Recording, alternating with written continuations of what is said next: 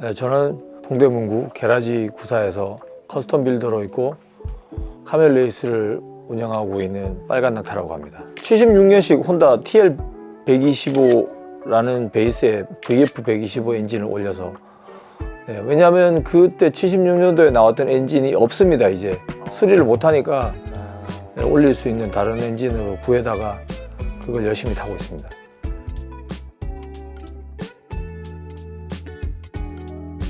저는 경상도 밀양에서도 완전히 시골 그 안쪽에 살고 있었어 가지고 대중교통이 너무 불편했어요. 버스가 하루에 4대 다니던 데가 있으니까 대체 교통수단이 필요했는데 형이 오토바이를 타고 다니는 걸 보고 형 거 잠깐 몰래 타고 다니다가 그게 여기까지 왔습니다. 이제 처음 타보기 시작한 건 고등학교 1학년 때였으니까 30년 넘은 것 같아요.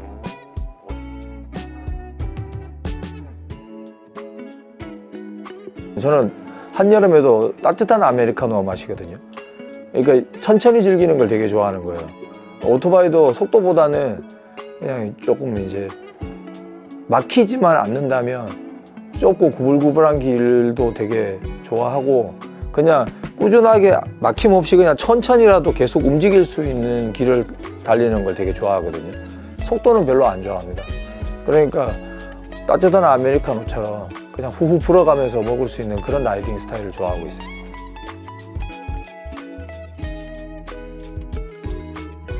카멜 레이스는 뭐 대부분의 참가자들이나 이걸 아는 분들은 이해하고 계시지만 사실 카멜 레이스 이전에는 흙먼지 레이스라는 커뮤니티의 행사로 진행을 해왔던 부분이거든요.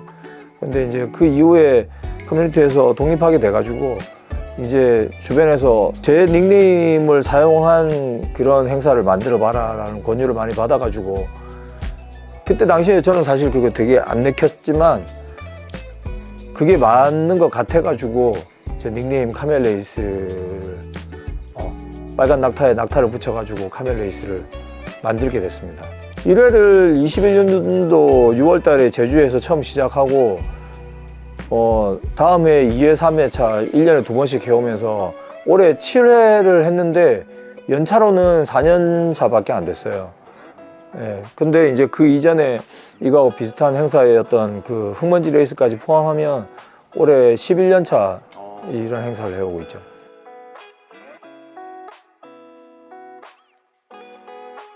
우리가 추구하는 거하고 이 카멜 레이스를 외부에서 바라보는 거는 분명히 다를 거라고 생각합니다만은 저희가 추구하는 건 저런 거예요.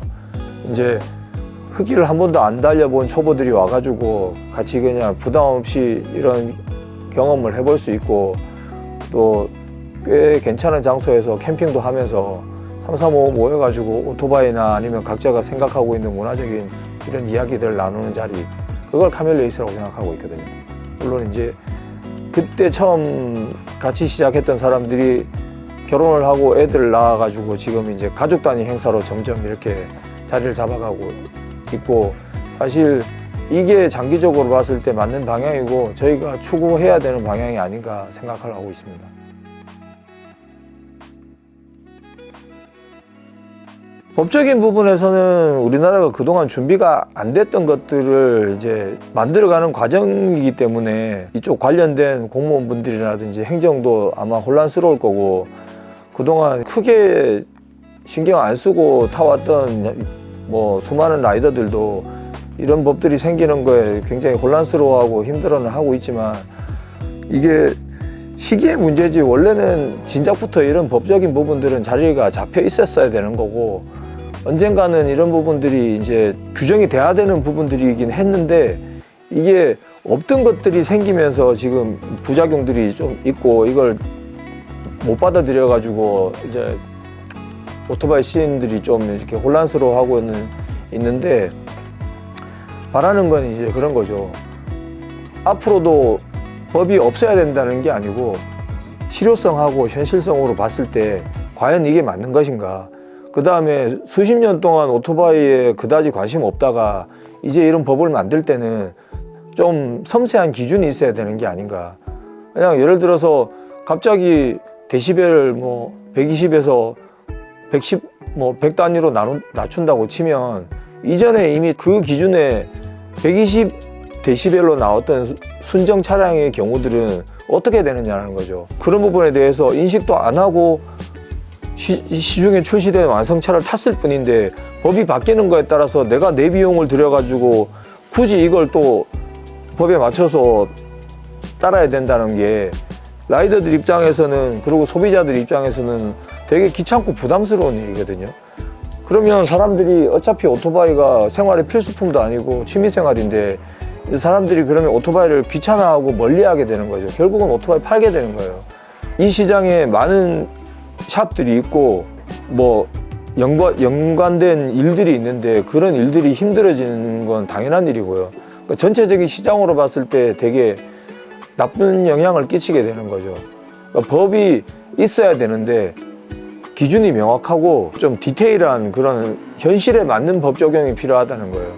그리고 이륜차는 말이 이륜차지만 사실은 의무는 자동차하고 동일한 의무를 지면서 우리가 가지고 있는 권한은 거의 뭐 없다시피 한 거거든요. 저는 사실 개인적으로 굳이 고속도로를 달려야 된다고 생각은 안 하고 있습니다. 아직 그거는 사회적인 인식이 거기까지 못 갔기 때문에 지금 한다 그러면 좋은 것보다 나쁜 부작용이 더 클 거기 때문에 저는 거기에서 생기는 부작용으로 오토바이 씬이 더 나빠지는 걸 바라지 않는 이유가 있거든요. 대신에 전용 도로라든지 불필요하게 과도하게 막아놓은 이런 부분들은 이제 좀 해소가 좀 필요한 게 아닌가 싶거든요. 그거는 그거대로의 경제적인 낭비이기 때문에.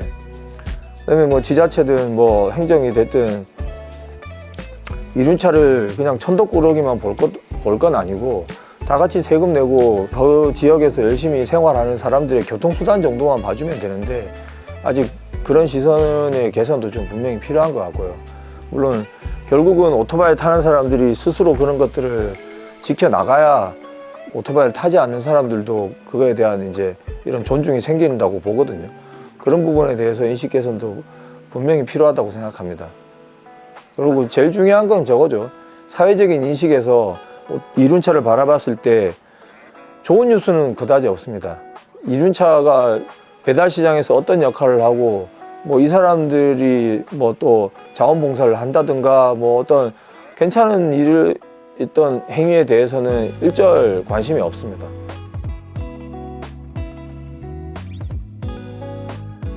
사회적으로 오토바이를 탄다고 했을 때 하는 얘기는 딱 하나입니다. 그러다 죽는다.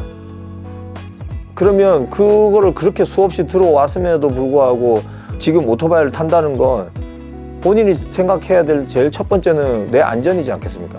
그러면 내 안전 생각한다면 신호 잘 지키고 속도 준수하고 그거밖에 더 있을까요? 그것만 해도 이미 사람들한테 욕은 많이 덜 먹지 않을까요? 그리고 본인도 훨씬 덜 위험해지게 될 거고. 대한민국에 있는 오토바이 타는 사람 모두가 똑같이 적법하게 할 수는 없어요. 뭐 실수로라도 뭐 신호 위반도 하기도 하고 뭐 잠깐 한눈 팔았는데 속도가 넘어가 있을 수도 있거든요. 근데 최대한 지키자는 거죠. 그래야 우리가 말을 했을 때 받아줄 수 있는 환경이 된다는 거죠. 횡단보도 끌고 가고 신호 잘 지키고 동차선 추월하지 말고 그런 거죠. 그냥 너무 기본적인 거 안에서 생긴 문제입니다.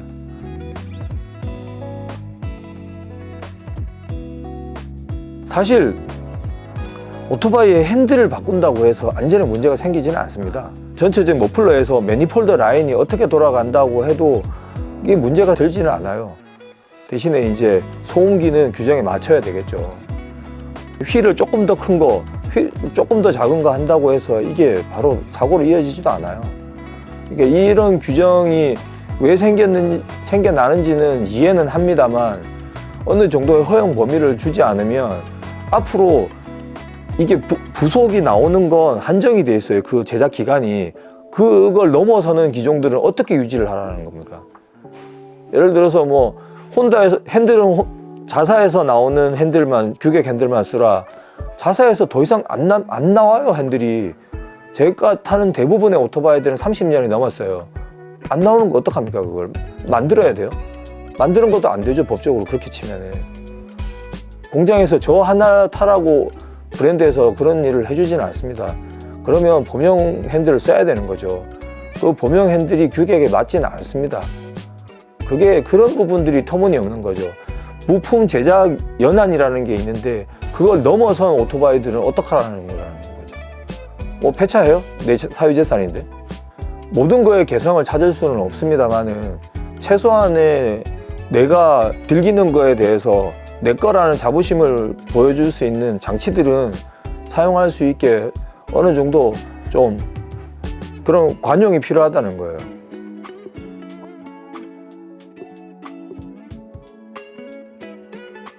라이딩을 해서가 아니고 그냥 이 오토바이라는 매개체를 통해서 인생 전반이 다 바뀌게 됐거든요.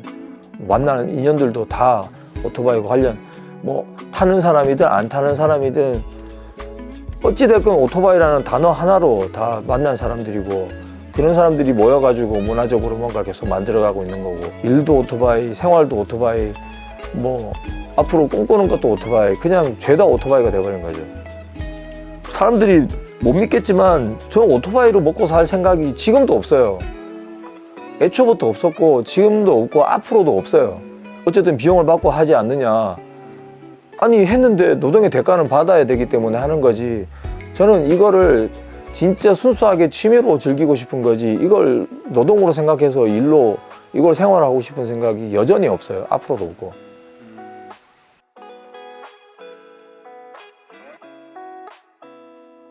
뭐 원래 제가 하던 그림일 같은 걸 예를 들면 그걸 하면서 그 전에 했던 것처럼 오토바이 취미로 하는 거예요. 그러면 저는 스트레스 안 받거든요. 훨씬 더 행복합니다.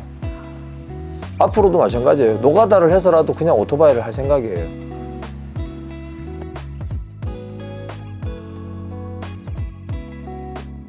글쎄, 우리가 오토바이를 좋아하고 뭔가 타고 어떤 행위를 한다고 해서 그게 메시지가 될 것 같지는 않은데, 바라는 건 저런 거죠.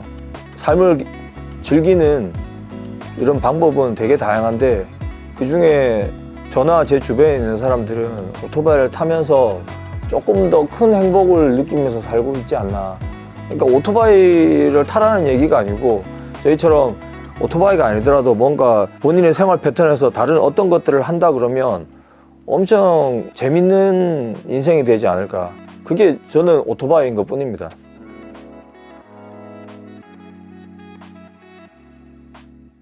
일단은 오토바이를 타지 않는 분들이 오토바이를, 저 사람들이 왜 저렇게 욕을 하는데도 탈까에 대한 조금의 관심이 일단은 필요한 것 같고요.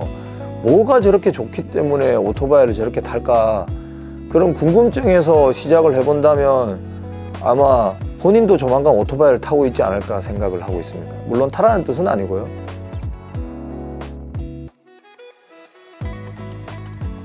그거 보는 것만으로도 되게 이게 두근거리고 재밌기 때문이죠. 굳이 내가 오토바이를 타야 느낄 수 있는 건 아니거든요. 저는 오토바이를 굉장히 조형적인 작품이라고 생각을 하고 있는데, 그런데 관심을 가질 수도 있는 거고요. 저희가 오토바이 레이스를 표방하고 있지만 본격 레이스도 아니고, 그 레이스 이외에 뭐 경험할 수 있는 이런 프로그램들도 많이 있고, 또 캠핑을 할 수도 있는 거고, 뭐 경품 받아가는 재미도 있는 거고, 그런 재미는 뭐 스스로 그 안에서 찾아가야 되는 거지, 우리 이런 게 재밌어요 라고 얘기할 수는 없다고 생각합니다.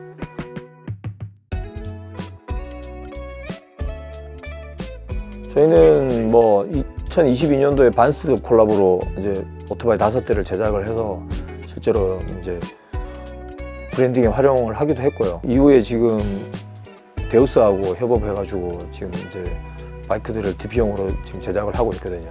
지금 뭐 우리 대표도 그렇지만 저희가 그냥 단순히 오토바이를 이쁘게 만드는 게 아니고 나름의 철학을 가지고 이걸 조형 작품이라고 생각을 하고 만들고 있어서 더 그렇습니다.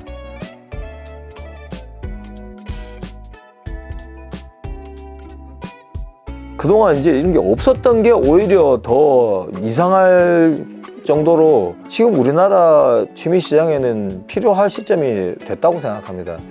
그전에는 오토바이를 타는 사람들도 그냥 워낙에 소수로 이렇게 이동을 했던 그런 부분들도 있고, 쉽게 말하면 여기저기 이제 쏘다니고 쑤시고 다니면서 이런 말썽만 일으켰다 보면 이거를 이제 어디서건 받아주고 양성화시킬 수 있는 그런 장치들이 필요한데 지금까지는 그런 뭐 온라인 커뮤니티들도 왕성하게 활동을 했고 뭐 이런 모터사이클 컨셉의 카페들도 많은 기여를 했지만 지자체 단위라든지 아니면 어떤 지역이 특정해서 그런 거에 나선 적은 없기 때문에 그래서 저희가 더 이런 그 휠러스 페스티벌에 더 관심을 가지고 뭔가 하나라도 도움을 주려고 하는 거거든요. 지역이 뭐 쇠락해가는 여러 가지 이유는 있지만 그걸 살릴 수 있는 아이템들이 또 분명히 있기 때문에 저는 휠러스 페스티벌이라든지 아니면 이륜차에 관심을 가지고 좀 보듬어 주려고 하는 이런 지역의 움직임이 분명히 어떤 역할을 할 거라고 기대하고 있고 이런 것들이 만약에 성공 사례가 된다 그러면 다른 지역에서도 이런 부분들을 좀 수용을 해서 오토바이 타는 사람들이 좀 더 안정적으로 이런 뭐 취미 생활을 할 수 있지 않을까 그런 기대도 합니다.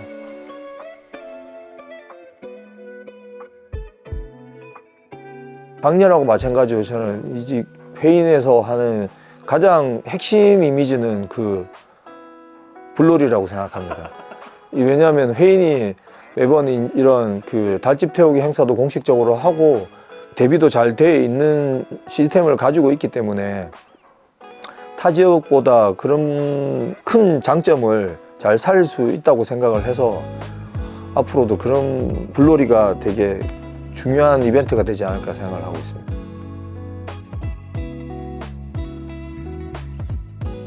늘 그렇지만 오토바이를 타는 사람들이 이제 지역의 배려를 저버리지 않게 이제 잘 행동을 해야 되겠지만 그 지역 행정도 중요하고 그 지역의 사람들이 이제 이륜차를 바라보는 이런 것들이 조금 더 이렇게 품어줄 수 있는 그런 시선이면 사람들이 이제 안심하고 거기가 조금 더 이런 문화적인 거점으로 자리 잡는 데 기여하지 않을까. 그러니까 이게 결국 지역의 협조인 거죠. 조금 이렇게 환영해주는 분위기, 그것만 해도 아마 엄청 감동할 겁니다. 왜냐하면 늘 욕도 먹거든요, 오토바이 타는 사람들. 아무리 조심해도 욕 먹습니다. 존재 자체가 혐오기 때문에 그걸 알고 오토바이를 탑니다.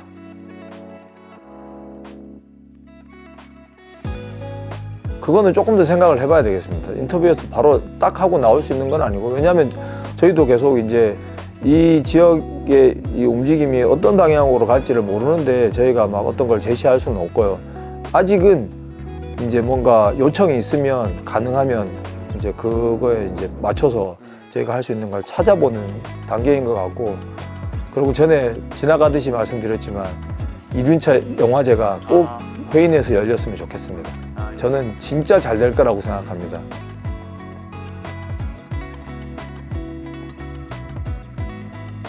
생활이자 습관입니다.